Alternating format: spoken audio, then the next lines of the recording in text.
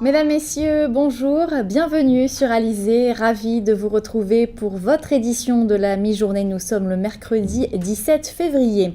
C'est aujourd'hui que la gendarmerie de Guadeloupe organise une opération de recrutement de réservistes. Cela se déroule à la caserne de Petit Pérou, aux Abîmes. Objectif, étoffer les rangs.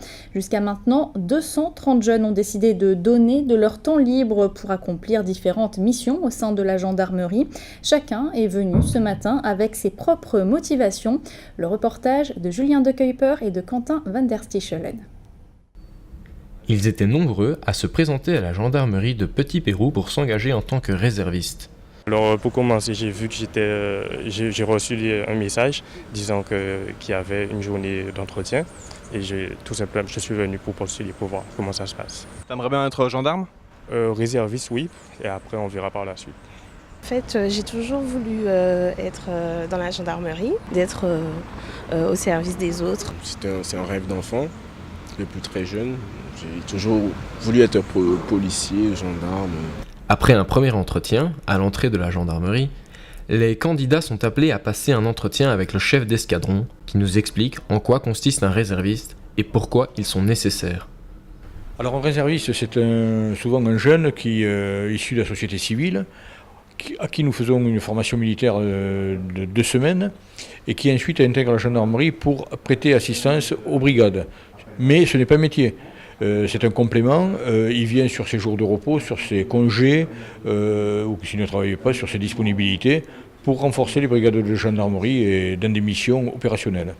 Il y a eu d'une part les événements bien sûr qu'on connaît tous à Paris, avec les attentats qui ont fait qu'on a besoin de renforcer nos effectifs, mais depuis 15 ans ça existe et c'est un renfort ponctuel pour les gros événements. Par exemple, je parle du Tour de Guadeloupe ici qui est bien célèbre, nous avons tous les jours entre 50 et 70 réservistes sur les étapes de la Guadeloupe.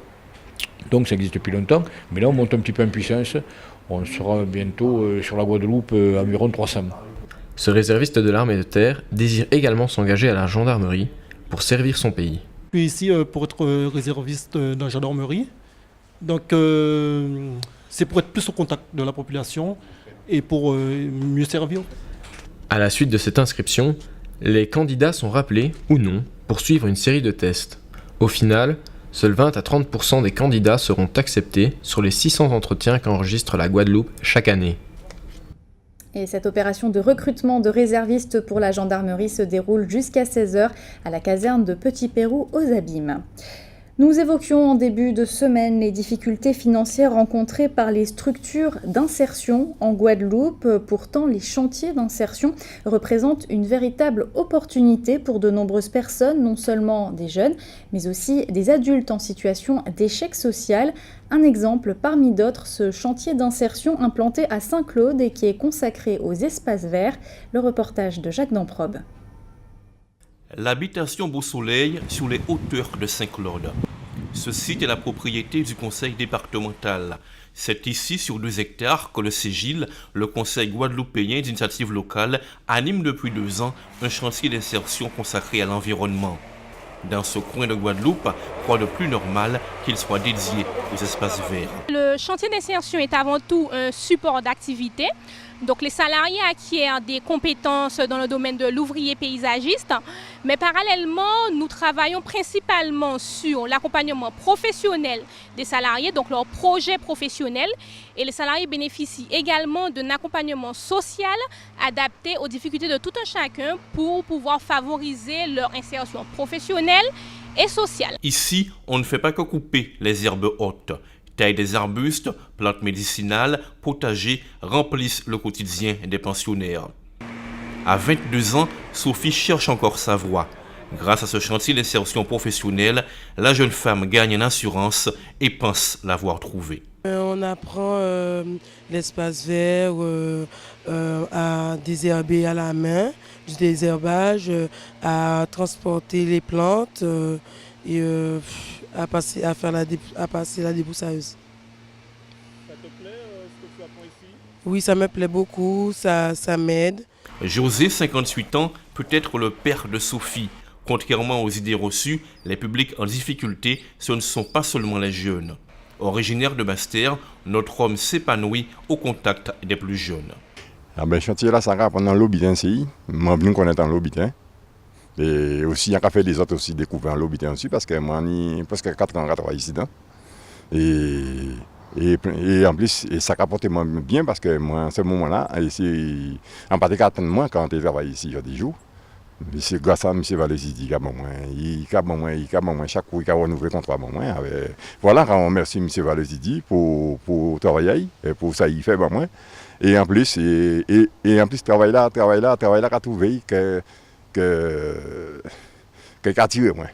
Parce que mamie jardinier, son travail mamie. Allocataires du RSA, de la mission locale ou de Pôle emploi, en tout, une trentaine de personnes se retrouvent en formation sur le site de Beau-Soleil, dont 18 à demeure. Deux chiffres à présent, 319 procédures pour 300 contrôles. C'est le bilan de 2015 pour le plan régional de contrôle des pêches maritimes et des produits de la mer en Guadeloupe et dans les îles du Nord. Une mobilisation des services de l'État qui a donc porté ses fruits, qui sera d'ailleurs maintenue en 2016. Des contrôles qui cibleront notamment les filières d'importation illégale de fruits de la mer ou encore la surveillance des zones réglementées liées à la pollution du milieu marin par le chlordécone. Au chapitre santé, les hypothèses sur les causes des microcéphalies se multiplient. La responsabilité du Zika est remise en cause par des chercheurs argentins et brésiliens. Des pesticides et un vaccin sont pointés du doigt. Plus de précision dans notre Minute Caraïbe. Les pesticides utilisés dans de nombreuses régions d'Amérique latine à l'origine des microcéphalies. C'est en tout cas ce que déclare un chercheur argentin qui s'interroge sur le rôle que pourrait avoir un larvicide utilisé pour lutter contre la prolifération du moustique porteur du Zika dans l'augmentation du nombre de cas de microcéphalie. Selon Eduardo Avila Vasquez, ce seraient les pesticides employés par de nombreuses régions d'Amérique latine pour lutter contre la dengue et le chikungunya qui causeraient les malformations des bébés d'aujourd'hui. Le pyriproxyphène, un larvicide très puissant, utilisé dans les pulvérisations d'insecticides, serait le possible perturbateur endocrinien.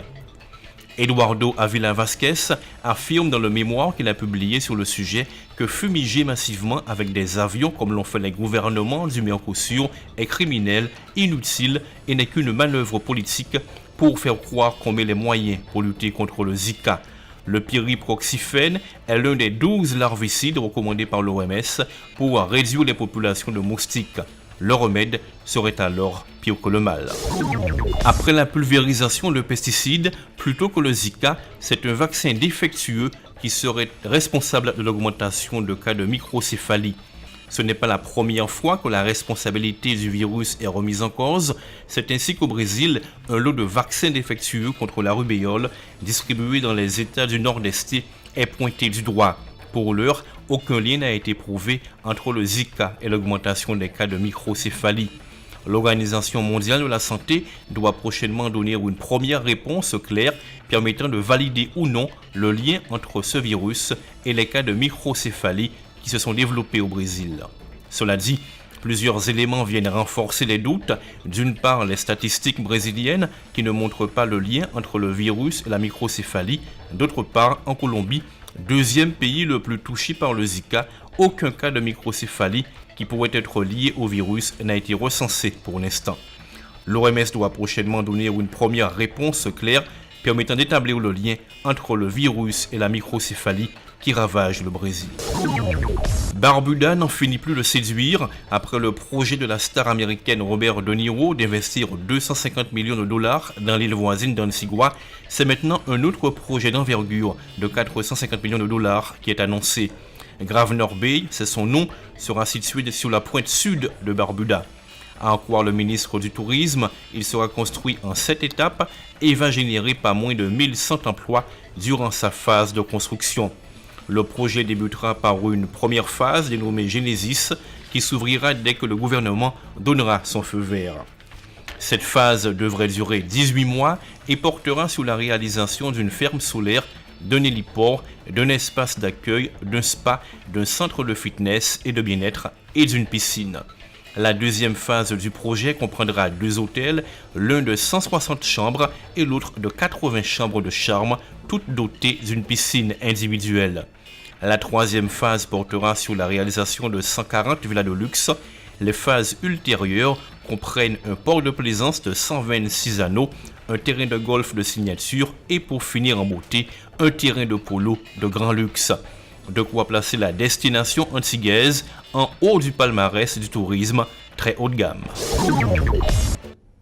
L'actu sport du jour, c'est le capitaine de l'équipe de France de tennis, Yannick Noah, qui a dévoilé aujourd'hui la liste des joueurs qui participeront au premier tour de la Coupe Davis. Ce sera du 4 au 6 mars prochain à Baie-Mahault.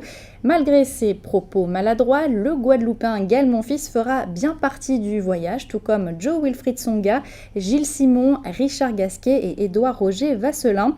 Les joueurs fouleront le sol guadeloupéen dans très exactement une semaine. Eux, débarqués par avion il y a 10 jours, les 16 flamants roses ont été présentés au public hier au jardin botanique de Dehe. Venus tout droit des Pays-Bas, ils semblent s'être acclimatés. Julien de Kuiper et Quentin van der Stichelen ont joué les paparazzi. Une rencontre entre flamands, voici leur reportage. Tac. Waar woon je? Bon, apparemment, ils ne sont pas très téméraires et ils ne sont pas prêts à nous accorder une interview. Les 16 nouveaux résidents du jardin botanique, qui ne parlent malheureusement pas flamand, ont fait leur première apparition publique ce mardi 16 février sous les appareils photo des touristes. Une autre espèce, mais qui n'est pas, elle, en voie d'extinction. Vous saviez qu'il y avait des flamants roses qui étaient là dans le parc ici? Ah non, du tout. Non, je ne savais pas du tout qu'ils venaient ici. Et c'est une belle surprise alors? Ah oui, tout à fait. Oui. Je n'avais jamais vu, donc ça m'a permis d'en voir. Ah bah ceux-là, ils ne sont pas encore à maturité, ils n'ont pas mangé de crevettes. C'est parce qu'ils n'ont pas assez mangé de crevettes, c'est ça? Ah sûrement, c'est leur nourriture. Ah oui, tout à fait, c'est leur nourriture alors. J'ai vu des si beaux comme ça? Non. J'en avais vu que des roses. Vous saviez qu'ils étaient là que depuis aujourd'hui? Ah non, je ne savais pas. On m'avait pas prévenu. Non, c'est vrai qu'ils sont vraiment très très jolis ces flamants roses, ils sont à peine roses mais ils sont très très très jolis. Hein. C'est vrai que... Voilà. Et ça vous étonne pas qu'ils soient pas roses? Un peu si quand même, mais d'ailleurs je sais pas comment ça se fait. Les hôtes tant attendus ne se vêtiront de leurs belles plumes roses qu'une fois l'âge adulte atteint. Ils ont traversé l'océan depuis les Pays-Bas et ont finalement posé leurs bagages sur le sol de Guadeloupe le 5 février. Il aura néanmoins fallu un petit temps d'adaptation afin de les présenter au public. Alors, ils sont arrivés par camion puis avion. Ils ont passé 24 heures enfermés dans une boîte en caisson en bois. Et on les libérait tous les matins du bunker à leur enclos et non le parc pour s'habituer à rentrer et sortir et puis pour qu'ils ressentent que c'est leur nouvelle maison, pour que le soir là on n'ait pas de difficulté à les rentrer à l'abri, pour les protéger de tous les prédateurs qu'on peut avoir. Le site est en effet protégé et nos oiseaux peuvent donc se rassurer, la probabilité qu'ils rencontrent un prédateur est très mince. Les chiens errants, les raccoons, ça peut devenir des prédateurs parce qu'ils sont omnivores. Vous ne craignez pas que quelqu'un du personnel mange les flamants roses? Non, ça risque pas, ça c'est plus dans les mœurs. Peut-être qu'ils ont disparu de Guadeloupe parce qu'ils étaient mangés il y a un siècle de ça, mais je pense que ça s'est perdu. Aussi étonnant que cela puisse paraître, avant d'être admirés pour leur couleur, les flamants roses étaient surtout appréciés pour leur goût dans l'assiette. Les flamands, en fait, ce sont des oiseaux qui étaient en Guadeloupe jusqu'au XVIIe siècle. Il y a des livres d'histoire avec le père du Tertre notamment qui racontait que les gens les mangeaient, que la langue était le morceau le plus prisé. Donc ce sont des oiseaux qui existaient en Guadeloupe. Et puis ensuite, c'est vrai que les clients du jardin botanique, donc c'est un peu l'image du jardin botanique, donc ils s'attendent à aller voir. Et en ce moment, c'est la haute saison, donc on a plus de 900 entrées par jour. Donc voilà, on voulait vraiment faire plaisir à nos visiteurs en leur proposant donc, cette attraction. Profitez-en pour aller les contempler, car ils ne seront pas éternels. Un nouvel arrivage sera nécessaire pour pérenniser l'espèce. Je dirais qu'un flamant rose, c'est ça vit en groupe, quoi. Eux, leur sécurité, elle se fait en groupe, quoi. Si on veut qu'on ait de la reproduction, là on peut pas, parce qu'on a un trop petit nombre, quoi. Faudrait être un parc bien plus grand, une zone bien plus grande et qu'ils soient un peu plus isolés du public, parce que là ils ont peur de tout ce qui bouge, c'est très très peureux un flamant rose. Pour les rassurer, un miroir a été installé en guise de leurre, car nos amis seront amenés à vieillir ensemble, en espérant qu'ils voient la vie en rose. Culture à présent avec le mois de l'Afrique qui se poursuit en Guadeloupe. Vous avez d'ailleurs jusqu'à la fin de la semaine pour découvrir cette exposition consacrée à la musique noire et à la mémoire et notamment au tambour. C'est au pavillon de Pointe-à-Pitre, le reportage d'Anne-Elisabeth Artsen. Le pavillon de Pointe-à-Pitre accueille également une exposition autour de la musique noire. Et on ne peut pas parler d'Afrique sans parler de tambour. C'est quand même, quand on parle de musique africaine, tout le monde pense au tam-tam, au tambour. Et c'est pour ça que cette salle, elle est majoritairement, il y a beaucoup de tambours et elle parle de la musique africaine. Pas seulement traditionnelle avec les tambours, mais de tout ce qu'elle a donné en Afrique d'abord et après, par extension, sa diaspora, Caraïbes et États-Unis. Donc on parle des griots, on parle aussi des différents types de tambours, parce qu'on connaît en général le tambour avec la peau, mais il y a une multitude de tambours de différentes formes, avec et sans peau. Et ça c'est une nouveauté parce que ce qu'on appelle tam-tam en fait, c'est le tambour qui n'a pas de peau. Et c'est très important de parler du tambour parce qu'en Guadeloupe, le marqueur principal qui nous relie, qui fait qu'on voit vraiment qu'on vient de là-bas, c'est qu'il nous reste le Ka. Et le Ka fait le lien vraiment entre l'Afrique et la Guadeloupe. Donc en regardant ces différentes formes de tambour, en écoutant les différents styles musicaux, on peut effectivement se retrouver, comprendre un petit peu le prolongement qui fait qu'on est parti d'Afrique, qu'on est arrivé ici et qu'on a essayé de retrouver à tout prix ce Ka, ce tambour qui rythmait notre vie, notre manière de faire les cérémonies, les baptêmes, les mariages et qu'on retrouve encore en Guadeloupe. Cécile et Jacques, originaires de Nantes et en vacances chez nous, ont profité de ce dimanche pour découvrir cette exposition. Nous en avions entendu parler, on avait même vu une publicité à la télévision et on s'est dit à tout hasard, même si c'est dimanche, nous y allons. C'est magnifique, la maison déjà est magnifique, l'expo est magnifique, c'est un vrai plaisir. Présente dans de nombreux styles musicaux, la rythmique africaine du tambour se traduit notamment dans le Ka guadeloupéen, mais aussi en Jamaïque dans le reggae et aux États-Unis dans le gospel ou encore le R&B. Un lien donc qui unit toutes les musiques et qui s'expose jusqu'au 22 février. Info pratique, on va faire le point sur vos coupures d'eau du jour. À Petit-Bourg, une rupture de canalisation s'est produite ce matin. Conséquence, la distribution de l'eau potable est perturbée dans les secteurs de Blonde, Main-Courante et Saint-Jean. Retour à la normale aujourd'hui en début d'après-midi. Et puis je vous rappelle qu'à Déé, depuis lundi, une intervention technique est effectuée sur une unité de production. L'ensemble de la commune connaît des manques d'eau. Retour à la normale également prévu aujourd'hui en début d'après-midi. Le temps qu'il fera cet après-midi en Guadeloupe, le soleil aura tendance à jouer à cache-cache avec les nuages. Quelques gouttes de pluie s'inviteront également dans le ciel guadeloupéen. Les températures seront comprises, elles, entre 27 et 29 degrés. C'était le journal de la rédaction. Merci de l'avoir suivi. Édition que vous pouvez bien sûr revoir sur notre site www.alizé.com. Dans quelques instants, votre rendez-vous sportif quotidien Minute Sport suivi du journal de TF1 et de Petits secrets entre voisins.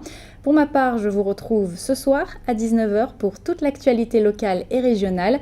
Bon appétit et très bon après-midi sur Alizé.